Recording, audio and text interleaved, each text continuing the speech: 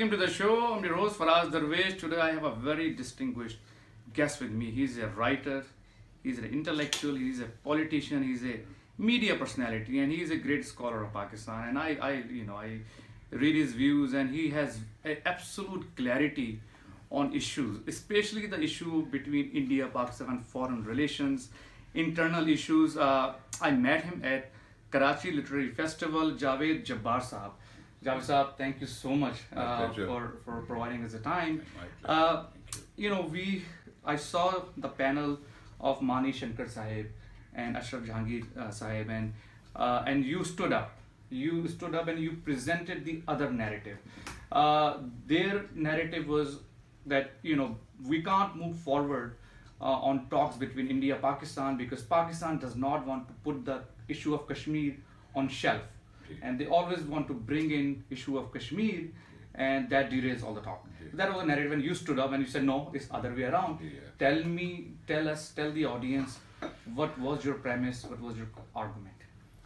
In that particular instance, thank you Faraz Sahab for this invitation, and compliments to you for the very valuable work that you're conducting in the United States. It's a very important part of reaching out not only to the Pakistani diaspora, but to people who are non-Pakistanis and who hold a very, very distorted view of Pakistan, thanks to our own failure to project the reality of Pakistan, which is not just about extremism and violence, but the other facets of Pakistan have not been adequately projected. You are doing very valuable work in fulfilling that vacuum. And we need your guidance. And I don't know whatever little I can give. But let me say that with regard to that particular session, I have a lot of respect, a very long relationship with Mani Shankar Iyer. I admire him for his candor within India in advocating uninterrupted and uninterruptible dialogue. This is a formulation he and I have shared for the past 30 years plus. I have also respect for Jahangir Ashraf Qazi as an able diplomat. But in their respective presentations, I was very alarmed at the complete lack of the other viewpoint, which is that it is not Pakistan that has ever obstructed dialogue. I pointed out to them that it cannot just be uninterrupted dialogue, it has to be unconditional dialogue, which is what Pakistan has been advocating, that don't put conditions. If you put the condition that you must prosecute and convict any suspects responsible for the terrorist attack in November 2008 in Mumbai, then Pakistan can make the condition you should also convict and punish those who burnt Pakistanis alive in the Samjhota Express tragedy in India, where it has been proven that there was a covert hand of former or serving personnel of the Indian security establishment. There have been confessions. And there is being admitted, yes. So if you start putting conditions, then there can be no dialogue. And there are examples in world history where America, for example, was bombing North Vietnam. And unfairly bombing Laos and Cambodia. Yet, secretly and publicly, they were holding talks in Paris while this terrible conflict was continuing. At this time, Pakistan is willing to enter into dialogue. It is India that puts forward these conditions. That's one. So I disagreed with them on this omission from both presentations. And the second was Mani Shankar Iyer's thesis that Pakistan, the only reason Pakistan is that after the first 20 years, or the first 20 years of Pakistan consisted of us saying that we are Pakistanis because we are not Indians, which reduces the concept of Muslim nationalism in South Asia from a historic process of evolution to something that is utterly superficial or very narrow and thin. It was the artificial division into two independent states. So this is the narrative that they love propounding to establish that Pakistan is not rooted in history. And I think that was a distorted fact of the history. Absolutely. This is not correct. And then the third thing about Kashmir, Kashmir is not an issue that can be taken and put into a refrigerator Right. It is not a cold territorial dispute such as between China and India, Right. where they are not battling over the lives of people, they are battling over territory, Right. uninhabited territory. Kashmir is about living human beings. Right. It is about people. It is about tens of thousands of people who have been killed or slaughtered, who continue to be attacked every day. So you cannot ask Right. Pakistan to forget human beings and let's talk about trade. Right. Which brings me to the fourth point. What amazed me was three well-informed people, including the third panelist, Mr. Asad Saeed, who I also respect as an economist, forgot to mention that Pakistan has shown extraordinary large-heartedness and open-mindedness. Right. In the 6 months of 2017, July to December, our imports from India have increased, while shelling by India across the line of control in Kashmir, killing Pakistanis every day, has also increased. So we are not the ones holding up trade. So Cinema houses show Right. Indian films every day every without day, any every problem. day. We you know. welcome Indian artists, Yeah, right? so- Now the issue is, now let me put their perspective Right. on the table. Right, right. What they said, well, listen, we want to negotiate, but look, you've been harboring Hafiz Saeed. Look, you've been sending terrorists to Uri and so on and so forth. How could you have Dawood Ibrahim, Hafiz Saeed, all these folks hanging out in Pakistan openly, and yet you wants us to sit on the table with you? First of all, you see, the Dawood Ibrahim thesis is not correct because Dawood Ibrahim has never been seen in public in Pakistan. Never. Right. This is an allegation which we should either categorically decline, Refuse, which right. we have said. So I don't accept that. I've never seen Dawood Ibrahim in a public position. Never. Yeah. However, Hafiz Saeed, who has been put on a terror list by the United Nations and the United States, is seen in public. And this is a great lapse on the part of Pakistan. If we want the international community to respect Pakistan's viewpoint, we should respect their viewpoint. Right. Either we should convince them that Hafiz Saeed is innocent, so remove his name. Since we have not succeeded, we owe it to world opinion to accept that and say, yes, he should be subject to the restrictions that should normally apply. Right. Now we are belatedly doing it. We, in the last 72 And it's been hours, past due. Yes. It's been overdue. Yes. So to that extent, we must accept that this was our failure and we must now rectify it. Right. Now the issue, so from a Pakistan perspective, see, the problem is India, Afghanistan, Iran, they all have a common complaint. Afghanistan says, well, the Kabul attack, terrorists came from Pakistan. India says the same thing. Iran says the same thing. So we have got 4 neighbors. Out of 4 neighbors, 3 of them have got a common problem. Now, Pakistan's perspective, we never admit to it. We said, no, we don't have these folks. So now how could this? And then US is also your 5th neighbor because they're sitting in the Arabian Sea. Quite right. They have got the same complaint. So it's a common complaint. True. And when I try to portray and promote the true and positive image of Pakistan, the counter I get that, listen, look at this. You have lost your own kids. True. Your own kids have been slaughtered. Your own people have been slaughtered. Your minorities have been slaughtered. Shias to Christians to so and so forth. How could Pakistani state allow this narrative and these folks hanging out in Pakistan? Yeah. Yes, we have to acknowledge this, that we have not been able to influence the formulation of the appropriate or fair international narrative about Pakistan, number one. Number two, we have failed to take effective action against certain elements that have used the territory of Pakistan in the past.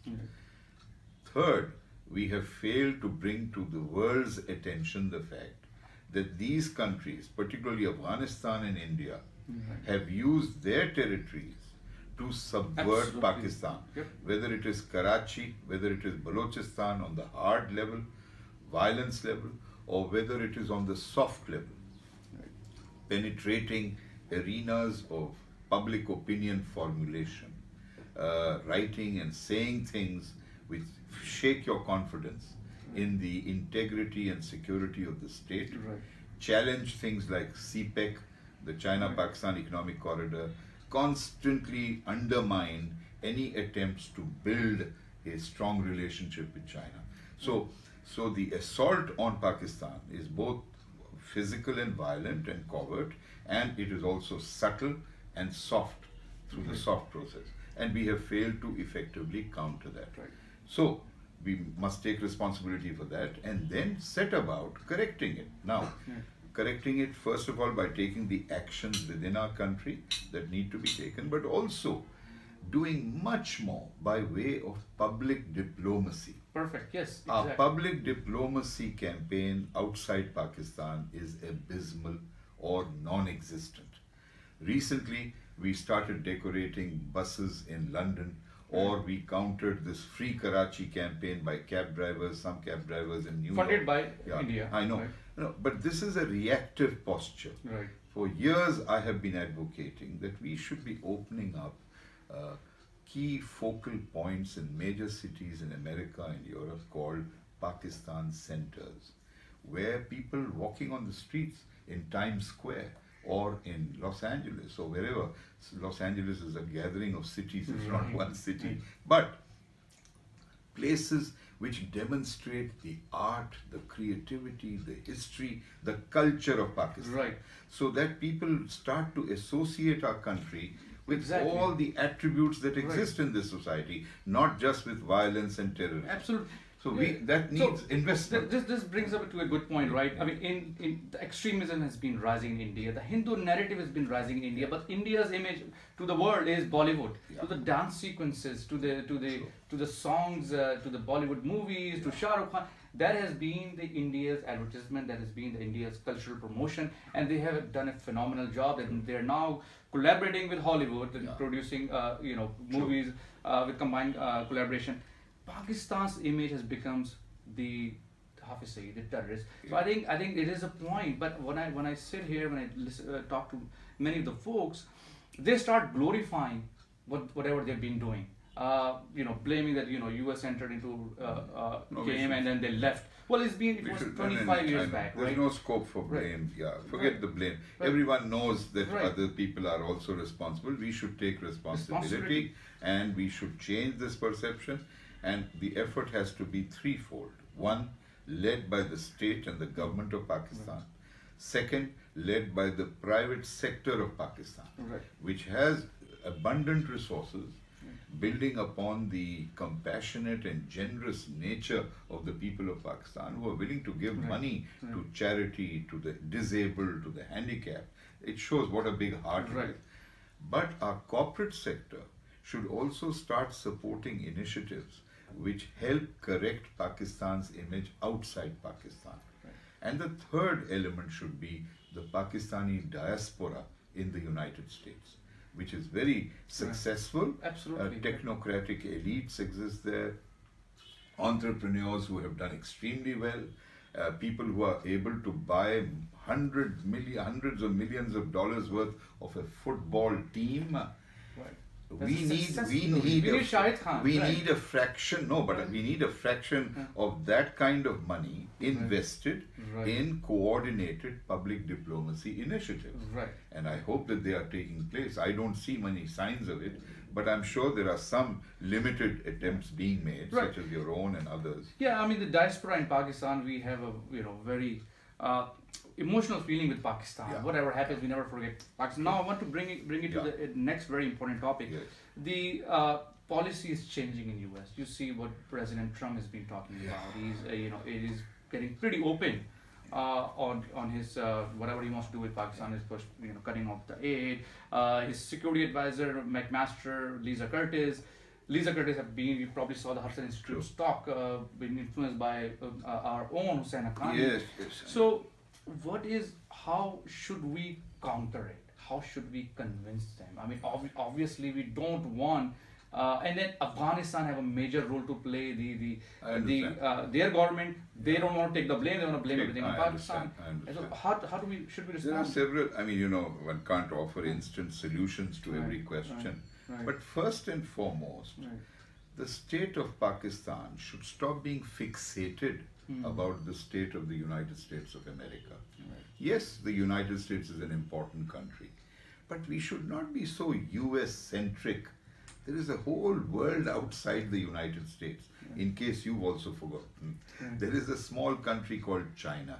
There is a small country called Russia. Right. There is an even smaller country called India. Oh, there bigger are country, not small. No, I'm just pointing out that yes, the United States is important, but we should not be gearing everything in our country towards pleasing the United States or towards correcting their perception. They also have to do a lot of homework. Right. Look at the laughable manner in which they post officials in Pakistan. Do you know that officials in the Consulate General of the United States in Karachi are posted for 1 year? 1 year? It takes 2 to 3 months for a gentleman or a lady to settle down in a new city, start to get to know people. 3 to 4 months, 6 months. And then you start packing to return to the United States. What kind of understanding can diplomats of the United States develop about Pakistan if they are here for a 1 year tenure? This is a US State Department which is heavily understaffed, not overstaffed. Several top positions remain unfilled by the Trump administration. So, Pakistan need not worry unduly about the United States. It is a very important country. It can influence global public opinion. It has a role in the financial markets. They can twist us in many ways, yes. But equally, we should show some muscle and stand up to them, which we have done in the past. When they tested us, we did it in the past. And I think we should do it now in the future as well. Speak to them, put a eye-to-eye contact and not look away and not blink first. If they cut off aid, marvelous. I say that would be the best thing that can happen to Pakistan. We do not need America's aid. We should not need anybody's aid. No. I mean, you know, in an interdependent world with our low standards of human development and economic problems, aid is something that is positive, it's welcome. The British government, for example, has followed a very positive attitude. They have generously funded reform in education.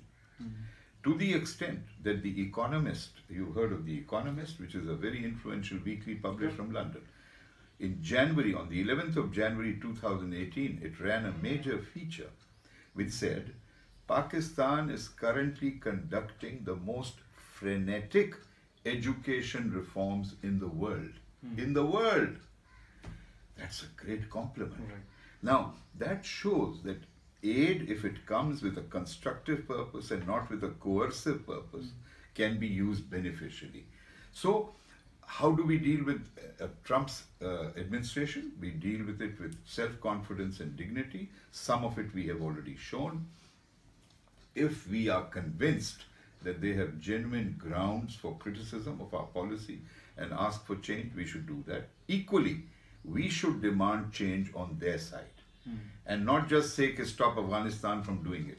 We should ask for reform in Congress. The way Congress remains so ill-informed about Pakistan, it is, despite the fact that every senator and every House of Representatives committee has a staff team supporting it, we have unfortunately not been able to lobby and penetrate both the Congress systems on a more effective basis, and in general terms in US academia, Pakistan remains underrepresented.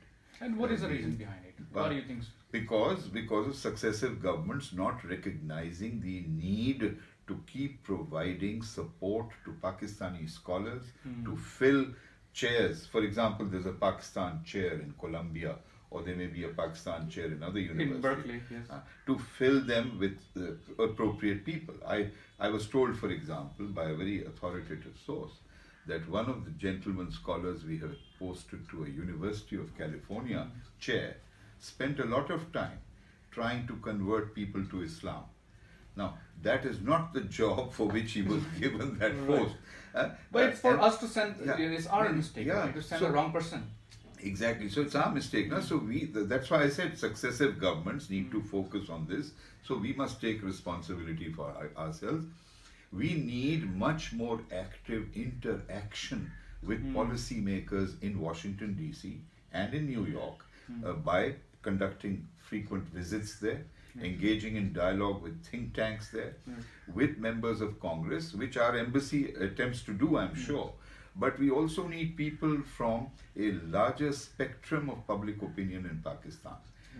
Not just government representatives, leaders of the opposition, people who are not in government but who have views that may be broadly similar in terms of US-Pakistan relations. So now, there are many things to be going done. towards the end, you know, there are changing dynamics in Middle East. Iran, Saudi proxy, we are all aware of it. Israel plays a game in that proxy. US is also a partner in that. So now, how should Pakistan react to it? We have very high sentiment when it comes between Saudi and Iran, and how should we, you know, tackle this? And then there is an ISIS element that we're always afraid of, that, you know, if the Syria settles down, then there is a possibility that those elements could really enter into Pakistan, and they are the forces of destruction. How should we manage all of this chaos? It requires a multi-pronged, very comprehensive geopolitical strategy and a national internal management strategy. On the external front, we must not endanger our relationship with Iran. Iran is an immediate neighbor. Iran is of vital geostrategic importance to Pakistan. Historically, culturally, on the basis of religion as well, we have very strong bonds with Iran. Our relationship with Saudi Arabia must be determined only by what is good for Pakistan's interests. Our decision to assign some troops and even allow our former Chief of Army Staff, General Rahid Sharif, to go there to head a coalition has to be seen in the backdrop of the parliamentary resolution, which has specifically said no Pakistani troops must be sent to engage in conflict with another Muslim country, without naming that country, whether it is Yemen or whether it is Iran. So far, Pakistan has shown unusual maturity and capacity to ensure its own interests. We must continue this policy of vigilance. We have recently seen the announcement that additional troops will be sent to Saudi Arabia. But this should strictly be for training and not for combat operations. That's a big difference. And at the same time, I think the Iranian government and the Turkish government and the Qatari governments have been reassured that this additional deployment of Pakistani troops is not going to be to engage in combat or hostility against Iran, Turkey or Qatar. So that's reassuring. But much more needs to be done. And what needs to be done internally is to be completely intolerant of extremism. Absolutely. And that we have been too lenient so far. And what is the reason? We don't want to open up fronts? Not just that. I think the wrong interpretation of what it means to be a predominantly Muslim country has inhibited not just the military, it has inhibited civil political governments also. For example, it was an elected civil political government led by Mr. Zadeh Bhutto, which amended the constitution to say Ahmadis are non-Muslims. All right, fine, it's their status. But in 1977, again faced by the pressure of the PNA agitation, accusing Mr. Bhutto of rigging the polls, Mr. Bhutto, an elected civil political leader, made the tragic mistake of retreating in the face of these religious extremes. Absolutely, and Benazir herself was promoting Taliban.